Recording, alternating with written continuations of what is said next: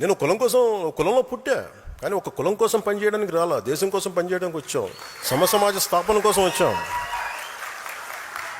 ఈ మధ్యన వైసీపీ నాయకులు కూడా ఏదో కొంచెం 2-3 సందర్భాల్లో మన వాళ్ళు డేటా పంపిస్తే, మీరు కాపులకి ఏం చేశారు ఇవన్నీ మాట్లాడుతుంటే, నేను ఒక కాపుల కోసం ఆలోచించడం రాలా. నేను రెల్లి సమాజం గురించి ఆలోచిస్తాను, మాల సమాజం గురించి ఆలోచిస్తాను, మాదిగ సమాజం గురించి ఆలోచిస్తాను, బీసీల సమాజం గురించి ఆలోచిస్తాను, అన్ని ఉన్నత సోకాళ్ళు ఓసీ కాస్టుల గురించి ఆలోచిస్తాను, అందరూ బాగుండాలని ఆలోచిస్తాను. నేను దయచేసి ఒక కులానికి పరిమితం చేయాలనుకున్న, ఒక ప్రాంతానికి పరిమితం దాన్ని మీరు ఎదురుదాడి చేయండి. మనం అందరి కోసం పనిచేస్తాం. ఈ మధ్యన ప్రేమలో ఎక్కువ అయిపోయిన అందరికీ సడన్గా ఏం చేశారని మీరని ఒక్కొక్కరు టీవీల్లో గొంతులు ఏముంటుందని కంటనాల్లో తెగిపోయి అరుస్తున్నారు. ఇలాంటి మహానుభావులందరికీ నేను అడుగుతున్న ఒకటే, మాట్లాడితే మీరు వంగవీటి రంగ గారి పేరు పట్టుకొస్తారా? మీరంతా ఆయన చనిపోతా నాకు ఇబ్బంది ఉంది, నా ప్రాణహాని ఉంది అంటే, ఆ రోజు మీరు ఎందుకు తపన పడలా? మీరు ఎవరు చిన్న వయసులో కాదు కదా, మీరు టీన్స్లో లేరు కదా. ఇప్పుడు మీ అందరికీ 60-65 ఏళ్ళు ఉన్నాయి కదా మీ అందరికీ. అంటే ఆ రోజులు మీకు కనీసం ఒక 35 ఏళ్ళు, కనీసం మీకు 25 దాటిని అందరికీ. ఆయన ఇబ్బంది పడుతున్నప్పుడు, నాకు ప్రాణహాని ఉందనుకున్నప్పుడు, ఈరోజు ఆయన కోసం గొంతు చించుకుంటున్న మనుషులందరూ ఏమైపోయారు? ఆ రోజున ఆయన చుట్టూ ఒక దడిగట్లాగిపోయారా, ఒక పద్మవ్యూహంలా ఉండలాగిపోయారా? అప్పుడు వదిలేశారు అందరూ. అంటే చనిపోయిన తర్వాత ఏమో ఇప్పుడు కూర్చొని కథలు చెప్తారు. మీరు మనిషిని బతికినప్పుడు రక్షించుకోలేంది, చనిపోయిన తర్వాత మీరు ఎన్ని కథలు చెప్తే ఎవరు నమ్ముతాడా మిమ్మల్ని? అలాగే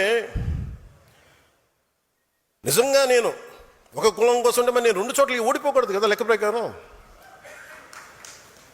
అటు భీమవరంలో ఓడిపోకూడదు, గాజువాకలో ఓడిపోకూడదు, కులం అంతా వేస్తే అలా హీరో.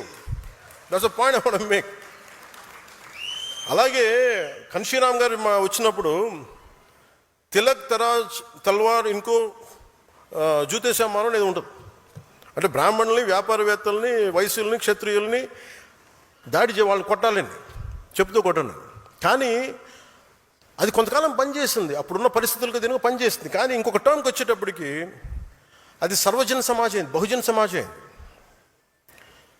ఇంత చేసిన మాయావతి గారు కూడా తిరిగి బ్రాహ్మిన్ కమ్యూనిటీ సపోర్ట్ తీసుకుని ఆవిడ గెలిచారు, ముఖ్యమంత్రి అయ్యారు.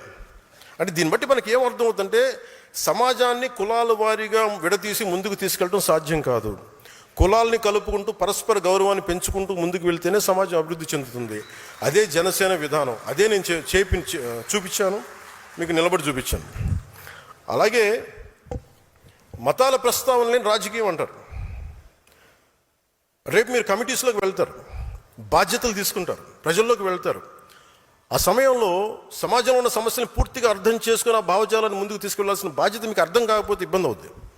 మనం స్పష్టంగా చెప్పాల్సింది ఒకటే, ఎవరు దైవాన్ని వాళ్ళు ఆరాధించండి, మీ దేవుని మీరు ఆరాధించండి. మీరు ఇస్లాం అయితే ఇస్లాంని ఆరాధించండి, మీ ఎవరి ధర్మాన్ని వారు పాటించండి. కానీ మిగతా మతాలకు గౌరవం ఇవ్వండి. ఇఫ్ యు ఆర్ హిందూ, మీరు బాగా మీరు ఆరాధించుకోండి, ఇస్లాం గౌరవం ఇవ్వండి, క్రిస్టియానిటీ గౌరవం ఇవ్వండి, జైనిజం గౌరవం, ఏదైనా దానికైనా గౌరవం ఇవ్వండి. కానీ అలా గౌరవించుకున్న మత ఘర్షణకు అవకాశం ఉండదు. అది నిజమైన సెక్యులర్ భావన. అది మతాల ప్రస్తావన లేని సమాజానికి అది పునాది అవుద్ది. అంతేగాని నాకు చిరాకైంది ఏంటంటే అపీస్మెంట్ పాలిటిక్స్.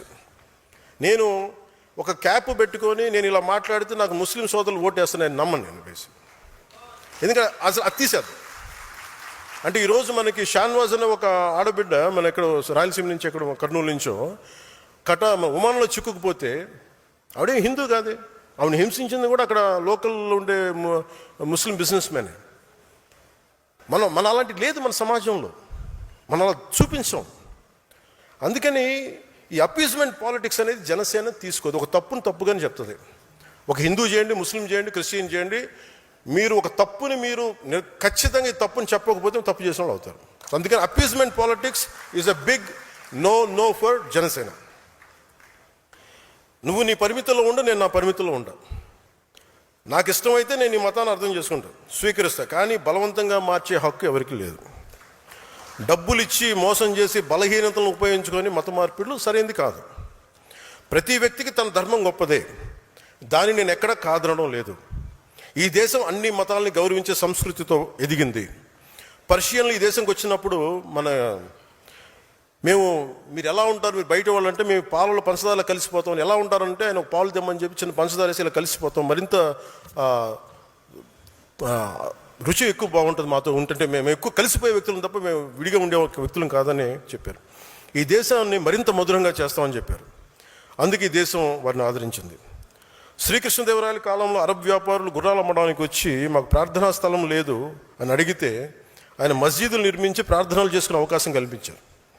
ఎందుకంటే ఈ దేశ సంస్కృతికి ఇన్సెక్యూరిటీ, అభద్రతా భావం లేదు.